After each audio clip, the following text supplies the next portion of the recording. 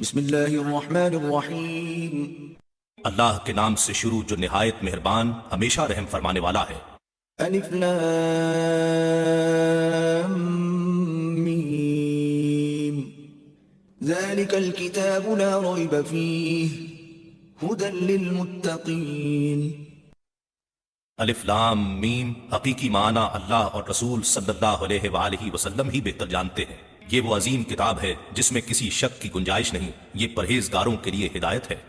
الذین یؤمنون بالغیب ویقیمون الصلاة ومما رزقناہم ينفقون۔